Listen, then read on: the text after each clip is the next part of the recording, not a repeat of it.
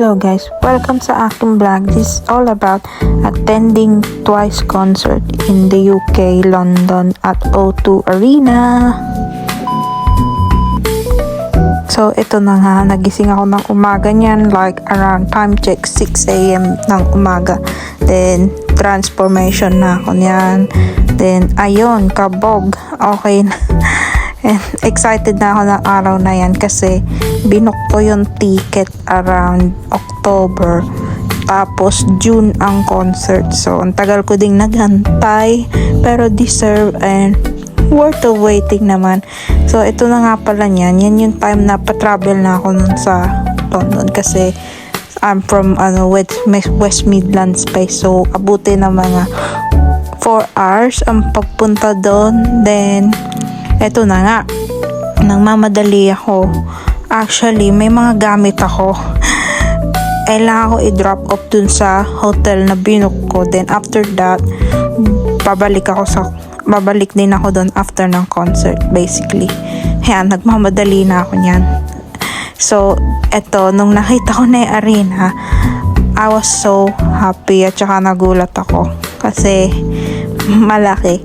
Kasi kahit nasa Pilipinas ako, hindi pa ako nakaka-attend ng concert.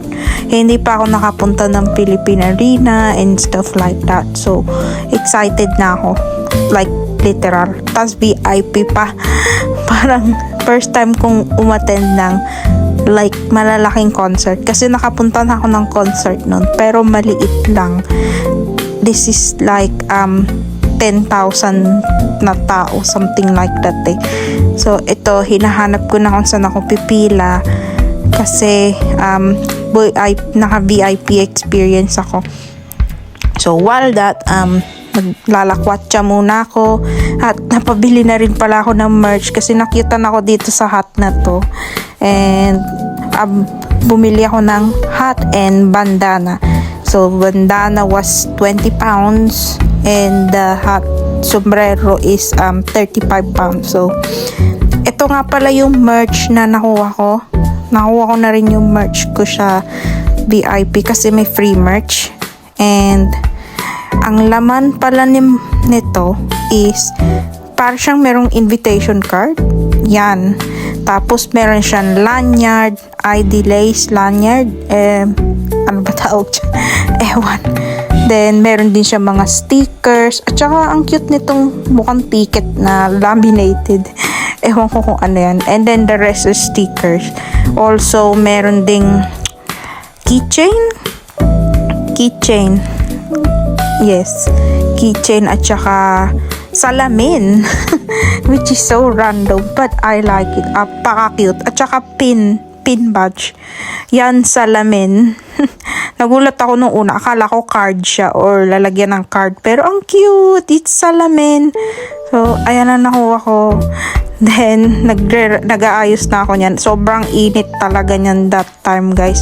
Kasi, around 18 degrees. Oo, alam kong malamig yan para sa atin. Pero, ewan ko ba, iba yung init dito sa UK. Pero kung mga Pilipino dyan, nagigets nyo. Yung mga Pilipino dito, gets nung iba na ang init talaga. So, tinanggal ko na yung coat ko. Ayan yung time na papasok na ako kasi 6 p.m. ang entrance. 6 p.m. ang enter. So, ayan. Excited na ako ng time na yan kasi woo! Manonood na kami ng sound check. Kemerut na hindi. Bakit ang dami na agad daw? Pero anyways, nanood ako ng sound check. Bawal siyang videohan kasi. And then, ito na pala yung part na intro nila na video.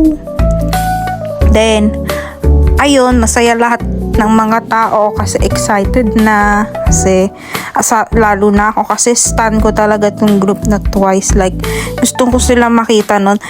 Shame na hindi ako nakapunta nun sa Philippine Arena. Like, yung concert around 2 to 3 years ago, if I'm not mistaken. Hindi ako naka-attend kasi busy talaga ako nun graduating. Pero ito na, nakita ko na yung mga girlies ko. At ang cute nila, at hindi lang cute, ang gorgeous nilang lahat. Ang galing nila sumayaw. So, ayan. sumasayaw na sila dyan. At hahayaan kong pakinggan nyo yung music.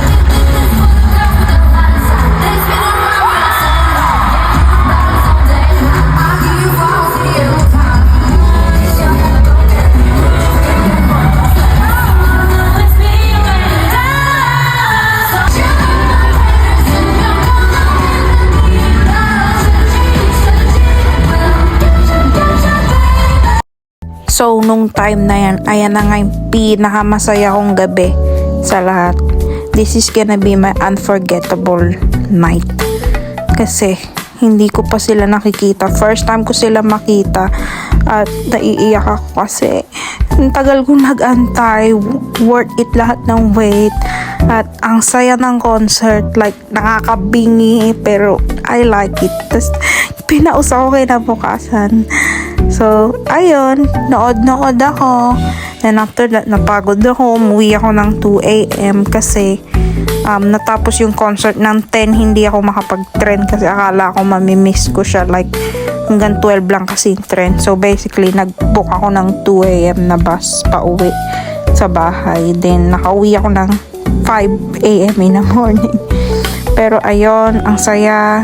And worth it ang pagod, worth it ang lakad. Sa London kasi puro talaga lakad papuntang arena. So, worth it naman.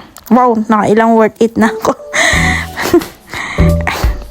Pag isa lang akong umattend pala anyway. So, ang price pala ng binayaran ko sa VIP is 450 pounds or around mga 35 to 40k pesos.